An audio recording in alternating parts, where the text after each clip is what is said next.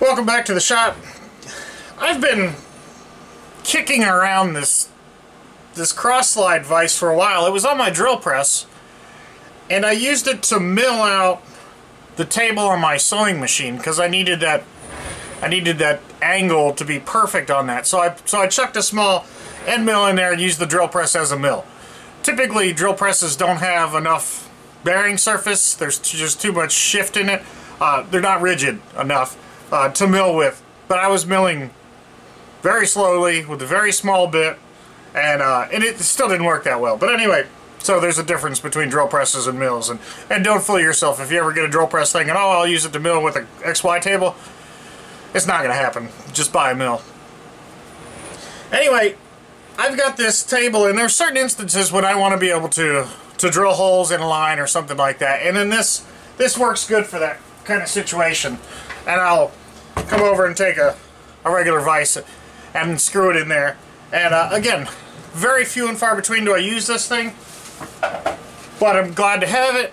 The issue now is, you know, it's been neglected ever since I bought it. I think it came with a lot of other stuff, and it's never been cleaned up, never really operated as smoothly as it should. So what I'm going to do today is just clean this up, and I'm going to keep it over on my shelf with all the rest of my vices. But anyway, this isn't anything too complicated. There's going to be a couple gibs in here. There's going to be a lead screw, sort of like a vise, and then some other plates and stuff. So I'm just going to break this down, clean it up, and we'll go from there.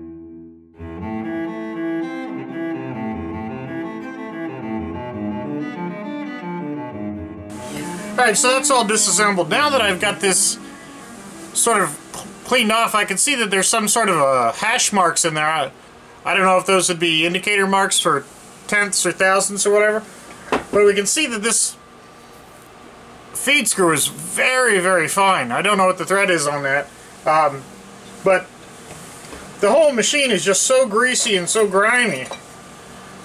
You can see that the gibs on this are just covered in all sorts of grit and grime, and that's not good for a tool like this at all. So anyway, this is probably more about just cleaning it up than anything. So I'm going to keep the gib, clean that in the parts washer. Well, all this is going to go through the parts washer, and then dry it off, and then take it to the media blaster and get some of this grime off here and make it look a little bit better.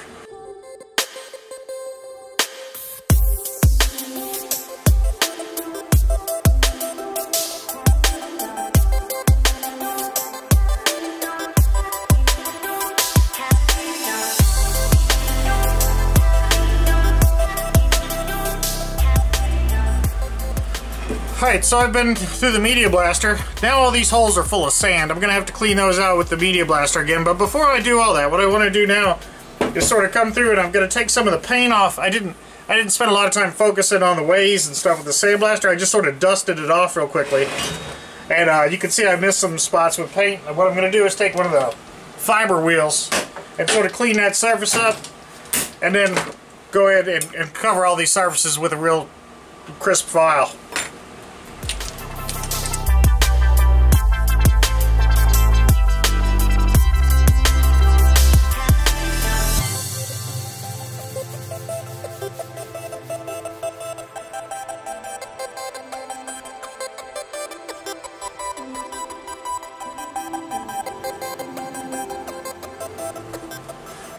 Alright, so I got the wheel blasted off, and what I thought may have been, you know, indicator marks.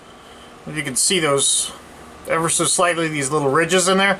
Apparently when they must have put this in some sort of mandrel or die or something to roll this out, it left those compression marks in there, so they're not indicator marks or anything like that. This handle is in there pretty good. I'm not sure that it has to come out. I don't know if forcing it makes any sense, because if I snap this off, I just created a real nightmare for myself. I'm not really that worried about it. So I think I'm going to leave it on there, but I do want to clean up some of the imperfections that they left in here. This doesn't have a maker's mark on it. It seems to be relatively well made, but usually people who make good tools aren't afraid to put their names on it. So I don't know whether this was part of a larger machine and they didn't bother to take the time. The only indication on it is it just says 12 on the inside of this way right here. So I'm going to clean the inside of this, and then this isn't going to make any sense. This is arguably just me killing time. But I'm going to paint the inside of this by hand. I can't, it would take longer to take the thing off than it would to do it, and you know, I'm just hanging out in the shop today, so, and nobody's ever going to see it, so I might as well paint it blue.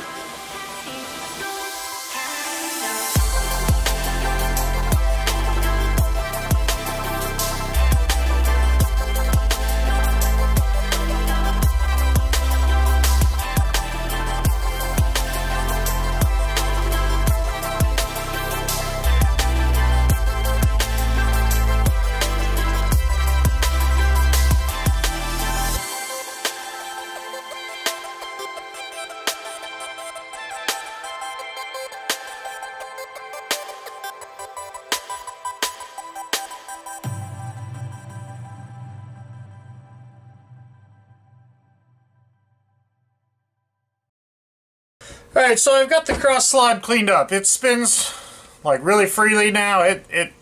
Not really, it spins freely now.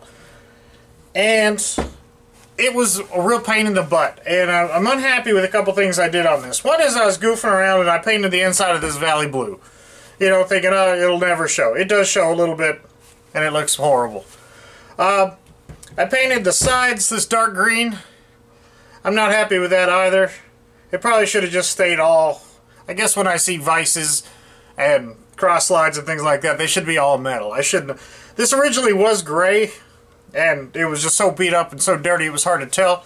I thought a little bit of paint would be prudent at first, but you know, if I had to redo this again, I would have just kept it all straight steel. The biggest problem with this, and I actually stopped the video because I was just frustrated and I wasn't making any progress, so what's the point of recording? But getting the pin to line up, initially, I've thrown it away now, but what this had was like a 15 gauge nail in there, and not quite a framing nail, but a pretty good sized nail shoved into where the keyway should have been. So it took me a lot of effort to get the keyway lined up, and it was a lot of cramming and hammering with a rubber mallet, trying to get it exactly lined up, and I had to sharpen the end of a different drift and try to get it to align. Very, very difficult to do. And I can say that from the experience I've had restoring tools, quality tools are easy to restore. The better the tool, the easier it is to restore, in my opinion, in most cases. And when you get to the cheaper tools, the tolerances are more out of whack, and there's just a lot more indiscretions that they've taken, and when the people assemble it, they're just used to dealing with that crap. And this fought me trying to fit the bolt in here. It fought me trying to get the pin in there. There's just a lot of little things about this. Look at these inclusions on the top of this. I mean, they're just horrible inclusions on the top. So, I mean, while it doesn't interrupt anything, I mean, it's still flat. But if you had to set up on that surface for some reason, it would be horrible. So anyway, this is not a quality tool, and it is definitely not a quality restoration. That's some bullshit, I think, there. I should have done that. But, you know, I'm going to use the tool. I'm not too worried about the aesthetics. I'm going to put it out of the way, get it off the ground, and bring it out, put it on the drill press when I need it. Anyway, I don't want to talk about that anymore.